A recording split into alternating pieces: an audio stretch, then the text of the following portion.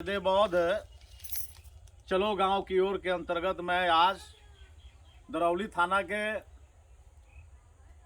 बिस्वनिया टोले कुकुरभूका गांव में हम आए हुए हैं। और आप सभी जानते हैं कि महाभारत में एक ऐसा पात्र थे जिनका नाम है एकलव्य, जो धनुर्विद्या में उस जमाने में उनके जोड़ का कोई योद्धा नहीं था।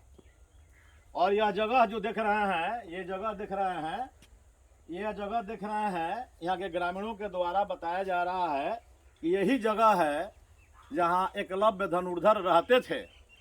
और यही जगह है जहाँ उन्होंने कुत्ता जो भूंक रहा था, कुकुर, जो देहात में कुकुर कहते हैं, कुत्ता को डॉग कहते हैं, वो जब बाण सीख रहे थे और वो डिस्टर्ब कर रहा था, तो बाण ऐसी कला वो सीखे थे कि उसके मुंह में सारा बाण उन्होंने मार दिया और कुत्ता मरा भी नहीं।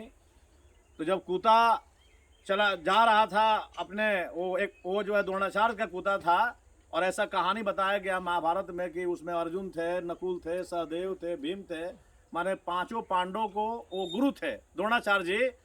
तो देखे कुत्ता जब मरा नहीं है और कुत्ता के मुंह में बाण लगा हुआ है, तो कुत्ता के पीछे पीछे आए और देखते हैं कि मेरा ही एक पुतला रखा हुआ है, यही जगह है। और वहाँ एक लड़का बहुजन समाज का, जिसको हम एकलव्य कहते हैं, था। पूछे कि तुम किसकी पूजा करते हो, तुम्हारा कौन गुरु है? तो वो बोला कि मेरा द्रोणाचार्य गुरु है, यही पुतला है। तो ऐसा कहानी बताई गई है कि उन्होंने दान में उनका दहिना अंगूठा मांग लिया।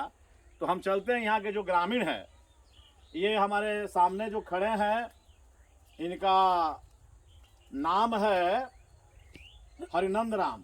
ये हरिनंद राम जी खड़े हैं। दो शब्द में बताइए कि जगह का क्या माने है, कैसे ये जगह फेमस है, क्या आप जानते हैं? यही तो हम लोग जानते हैं, पहले से जब यहीं पर रहते थे एकलव्य जी। अच्छा, हाँ।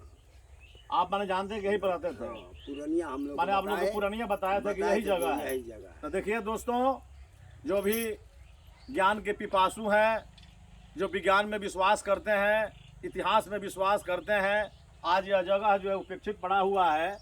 और यह एकलव्य का कभी भूमि थी, जहाँ ये ज़मीन मेरी है, ये ज़मीन तेरी है, इसका लड़ाई भी चल रहा है सिविल कोर्ट सिवान में। आप दिनेश राम जी हैं। दिनेश राम जी, आप थोड़ा सा बताइए इसके बारे में कम शब्दों में, यह जगह क्या सही एकलव्य का है? हाँ सर, एकलव्य का जमीन है। ये पर एकलव्य जी रहत रहनी, अपन पूजा पाठ कर रहनी। और दोन के द्रोणाचार्य जी हैं, अपन उनका से दक्षिणा मंगल अंगूठा काट के दान। यही जगह है, यही जगह। तो इस जगह को हम लोग नमन करते हैं ना। हाँ। बोलिए एकलव्य महाराज की जय। एकलव्य महाराज अमर रहे, एकलव्य महाराज अमर है, कुकुरभूका गांव अमर रहे। चलिए, आपका क्या नाम हुआ? इधर आ जाइए। छोटे लाल जी। छोटे लाल राम जी हैं। बताइए इसके बारे में दो शब्द बोलिए। तो हम लोग तो जानते हैं जो पहले से ही है, बहुत पहले से, हम लोग अभी पैदा भी नहीं हुए तो उससे पहले से ये स्थान है सब। किसके नाम से है? एकलव्य। एकलव्य। एकलव्य क्या थे? अब उतना हम नहीं जानते। वीर थे ना, योद्धा थे ना, वीर थे, धनुष सीखते थे ना जी। चलिए रुआ बताइए, अपन थोड़ा सा परिचय बताइए, नाम बताइए अपन। आरती देवी। मैंने बताइए थोड़ा सा रुआ इस जगह के बारे में, एकलव्य के जगह के बारे में। अब इसका बताते मैंने हमने ना रुआ बताइए अपने से जो जानकारी होता हूँ, वो होता है वीडियो ना, बताइए। डर कर नहीं क्या बोली? कहाँ जौन आए हाँ जो ने तो कहिए का सुन ले बने जगह के बारे में, ये जनिया कहते हैं तने सुन का माने बता का बने। सास ससुर बतावत रहला कि एकला बाबा के जमीन हउए, धरती हउए। का नाम राउर पड़ी? कुसुम देवी। कुसुम देवी। थोड़ा सा उधर बोलिए, मीडिया का सामने बोली। हम लोग सास ससुर बताते हैं कि यहाँ के एकला बाबा का जमीन है, जमीन में हम लोग बसे हैं। उसी जमीन में रोवल बसल बने है, पलानी रोवे लोग न। हां रोवा बताई तो जी। चमेली देवी। हाँ हाँ, चमेली देवी। चमेली देवी बोली। हाँ, हमने जो पुरखा पुरानिया सब यहाँ पर गला का। रोवे लोग के वंश करानी एकलव्य जी। हाँ, यही से रोवा लोग माने जगह पर बानी अपन नो कि हमने के पूर्वज रहनी, तो हमने का अधिकार बनता। लेकिन दोसर केहू चाहता कि जमीनवा हमारा है, के लो हा जो कहता कि जमीनवा हमारा है, पंडिताइन हवी। तो पंडिताइन कहता रहे कि जगह हमार है, एकलव्य जी की जगह है। और दिखाइए बहुत थोड़ा सा सीन को देखिए, तो थोड़ा सा रही ये देखिए, ये जो है ये बहुत प्राचीन पेड़ है, सेमर का पेड़ है। ऐसा थोड़ा सा साइड हो जाइए, देखिए ये बता रहा है कि बहुत प्राचीन है और यह जगह बहुत ऐतिहासिक है। और यह जगह जो है चिल्ला चिल्ला कर कह रहा है अपने एकलव्य के जो प्रेमी लोग हैं, और कोई भी हमारा जो लोग समाज के हैं इसके बारे में कोई न चिंतन करते हैं न शोध करते हैं। नमो बुधाय, जय भीम। तो मैं इस छोटा सा वीडियो क्लिप के माध्यम से जो भी श्रोता बंधु हैं, मैं यह एक निवेदन कर रहा हूँ कि महाभारत काल के महान धुरंधर जिसका नाम है एकलव्य, जिसके बाण की लोहा अर्जुन भी मान लिए थे, आज उनकी मिट्टी वीरान पड़ी हुई है। तो हम सभी अनुसंधानकर्ताओं का परम कर्तव्य होता है कि वैसे वीर महापुरुष को हम लोग मंडन करें, उसको याद करें, और उसके नाम पर एक जगह भी होना चाहिए स्मरण के लिए कि बाहर के विदेशी पर्यटक आए तो इस ज़मीन को नमन करें। तो ये हमारे तमाम लोग खड़े हैं यहाँ के मूल निवासी जिनका घर बना हुआ है। ये लोग कहते हैं कि एकलव्य हम लोग के वंशज थे, हमारा अधिकार है, इसलिए हम लोग पलायन लगाए हुए हैं। अभी हमारे बीच में भीम आर्मी के प्रवक्ता संजोग रविदास जी अभी खड़े हैं, इसी बगल के गांव के रहने वाले हैं। तो मैं जानना चाहता हूं 2 शब्दों में आप बताइए मीडिया के सामने कि यह जगह कैसे ऐतिहासिक है।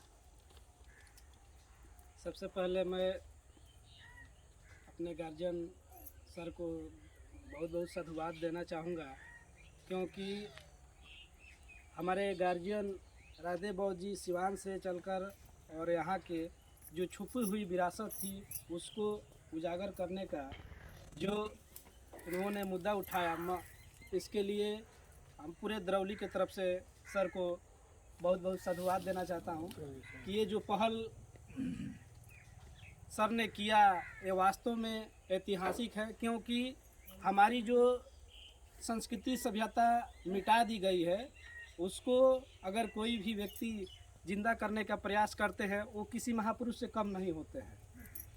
तो हम लोग भी ये सर के गाइडलाइन के माध्यम से चाहेंगे कि इस जो हमारी विरासत है इसको पुनः जिंदा करके और एक नया मैसेज इस सीमांत जिलों को दिया जाए कि जो महाभारत काल के हमारे वीर पुरोधा एकलव्य जी थे, क्योंकि बाबा साहब कहते थे कि जो कम अपना इतिहास नहीं जानता अपने भविष्य का निर्माण नहीं कर सकता है। तो हमारी ये इतिहास है, इसको जिंदा करना हमारा परम कर्तव्य बनता है।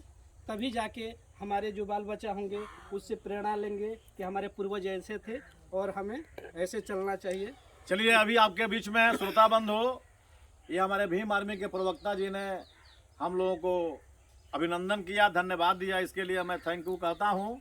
और देखिए बाबू, थोड़ा दिखाइए तो ये पोखरा है, ये बहुत प्राचीन पोखरा होगा। ऐसा मालूम पड़ता है कि हमारे एकलव्य महाराज इसमें स्नान करते होंगे कि जहाँ जहाँ वीर लोग रहते थे, जहाँ राजा महाराजा रहते थे, अपने घर के चारों बगल पोखरा खोदवाए थे कि दुश्मन से बचने के लिए। तो सुरक्षा कवच के रूप में ये थोड़ा सा देख लीजिए, ये देखिए आप लोग, आप देखिए ये प्राचीन काल का खंडहर बता रहा है कि हमारे एकलव्य महाराज यहीं निवास करते थे। और ये धरती पवित्र है, इस धरती को हम लोग बार बार नमस्कार करते हैं कि यह धरती ने एकलव्य को पैदा किया, जो आज भारत ही नहीं पूरे विश्व को जगमगा रहा है कि उतना धनुर्धारी कोई समाज में आज तक पैदा नहीं हुआ। अभी आपके बीच में एक गजेंद्र बौद्ध जी सामाजिक बौद्ध चिंतक हैं और एक इंजीनियर हैं और इसी क्षेत्र के रहने वाले हैं, दुबा के। आज हमारे बीच में ये भी पहुँचे हुए हैं। तो मैं गजेंद्र बौद्ध जी से जानना चाहता हूँ कि संक्षेप में आप बताएं कि यह इतिहास किस लिए प्रसिद्ध है और हम लोगों को क्या करना चाहिए। सबसे पहले यहाँ पर आए और इस इतिहास को उजागर करने के लिए जो सराहनीय कार्य कर रहे हैं हमारे गर्जीवन बिहार के प्रथम बौद्धाचार्य राधे बौद्ध साहब जी, तो उनको मैं साधुवाद और धन्यवाद देता हूँ, क्योंकि ये इतिहास ही जो है आगे हमारे जो जनरेशन होता है उसको प्रेरणा देता है आगे बढ़ने का, ऊपर तक जाने का, अपने लक्ष्य को अचीव करने का।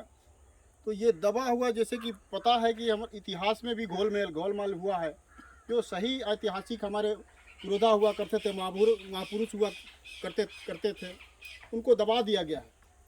तो उससे दबी हुए इतिहास को उजागर करने के किया जा रहा है हमारे गर्जीवन के द्वारा, जो करते बहुत मतलब दबे ऐसे ऐतिहासिक बातें हैं कि उसको उखाड़ के ऐसे महापुरुष लोग किया करते हैं हमारे राजदेव बौद्ध साहब जैसे।